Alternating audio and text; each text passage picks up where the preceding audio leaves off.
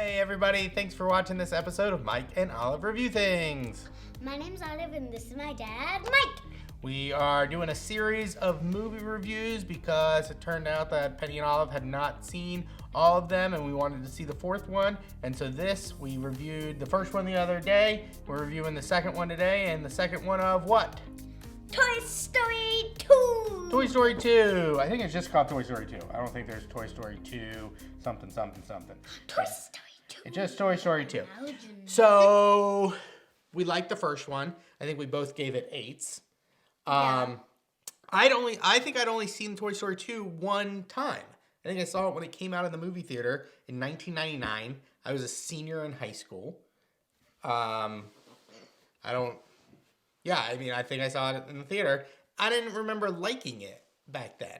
I don't think I'd seen it ever again until the other night. And did you like it more? I liked it so much. I thought it was so good. I think it was really, really good. It's so much better than I remember it being. So you think your teenage life is weirder than your... I don't know what it is. Maybe, I just thought the story was really good. I thought maybe the first one was a little too simple. But back then it was just like, oh, this is so cool. It didn't really matter what the story was. And now watching it today and comparing it to the first one and realizing, oh, they told a really good story. I thought it was a really good thing. Yeah. So if you don't remember Toy Story 2, see, I actually confused it with Toy Story 3. So as soon as it started, I was like, I don't remember most of this. And then it came back to me. But Toy Story 2 is the one where Buzz or Woody gets taken at a garage sale, at a yard sale. Yeah, when he was not supposed to be.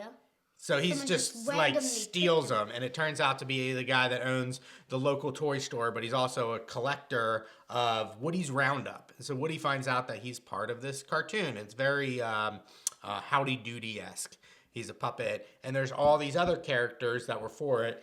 And this guy is going to sell Woody and all the other ones to a Japanese toy museum. Yeah. And it's scary. Like, it's got real stakes to it. I think in the first one, it's like, oh, Andy's not going to play with me anymore. And this one's like, oh, I'm going to be shipped off to Japan and sit in a museum all day, or maybe get put back into storage. What did you think of it? I really liked it. It's just... Well, there's nothing wrong about it. It's just, this is one thing I would put. There was one song in it, and the only one song was very sad. It was very sad. I read some stuff about it. So basically, Jessie the yodeling cowgirl, who's played by Joan Cusack, is the kind of female equivalent of Woody in Woody's Roundup. And she had a girl that played with her, and then she gave her away. And the whole scene where she was donated and then was put in storage and all that kind of stuff is incredibly sad. And I read all about it. Like, it's like a 3 or 4 minute long scene, and they really... The makers of the movie, they made it really sad, and they were like, should we even include this into the movie? Is it too sad? And apparently... Tim Allen and Tom Hanks, the voices of Buzz Lightyear and Woody, they started like crying when they saw that scene. And so they were like, okay, at least the parents will really like this. And maybe that's the reason I liked it a lot more now. I remember not liking that scene at all when I was a teenager and I saw this in the theater, just like, ugh, who cares? His teenage life was weird. And so apparently maybe now that I have kids and we have to throw away toys and all that kind of stuff. And, wait, you do that? Well, yeah, I mean, eventually, yeah, you lose toys, you throw away toys, you sell them. Oh, yeah. Like, we'll find toy. Penny found your Tinkerbell toy the other day and asked me to put the dress back on. What Tinkerbell? Yeah, exactly. This is like the first toy that you ever had that you like really liked and played with. And it was like, it brought back all this emotion of like the amount of times that when you were 2 or 3, you'd ask me to put this stupid dress back on. It's so hard to like button the things on the back. And Penny asked me yesterday about it. I was like, oh, that's so sad. So I really liked... So the whole rest of the story is Buzz, they're trying to get Woody back. And I think it's great. And Stinky Pete the Prospector is great. I'm stinky. And most of you guys have seen this movie. We're not telling you anything different other than it's better than you remember it. I don't know if there's anybody out there that was like, oh, Toy Story 2 is the best one. I don't think anybody is thinking that. But at this point, I haven't seen Toy Story 4 yet, and I have seen the third one, and we'll talk a little bit more about that. But I really like Toy Story 2. I think it was really, really good. Was it scary?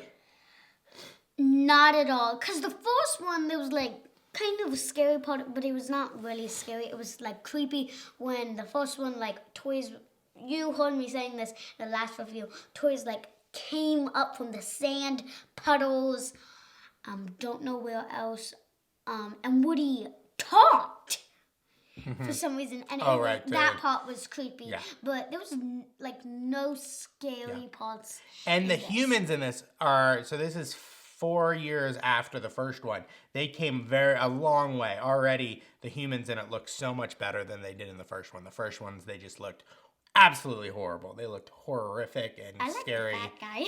Yeah, and so he looked really funny. That guy played by the same guy that plays Newman in Seinfeld. What's Newman? It's a TV show called Seinfeld, and the neighbor down the hall was a guy named Newman. But it was the same voice. It was kind of very similar character.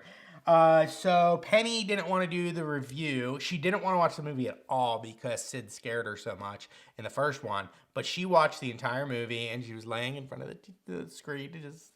She had the front row seat. Yeah, she loved it. She doesn't want to be on camera right now. But don't know why. She wasn't scared at all. I think she would give this a perfect 4. That's her perfect score. I think,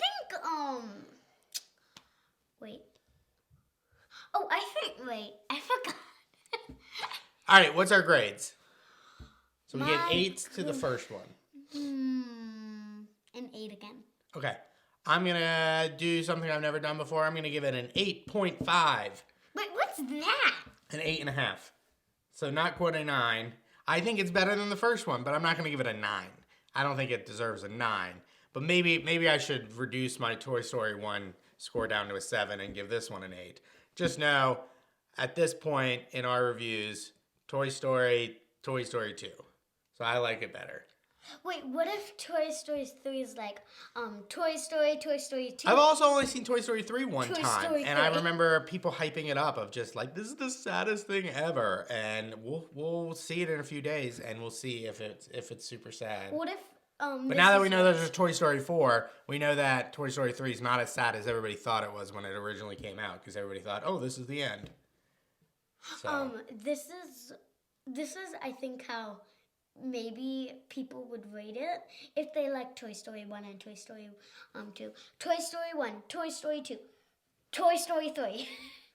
I think a lot of people like Toy Story 3 the best, but we'll see. What? All right, so that's all for this episode of Mike and Olive Review Things. This has been Toy Story 2. Bye!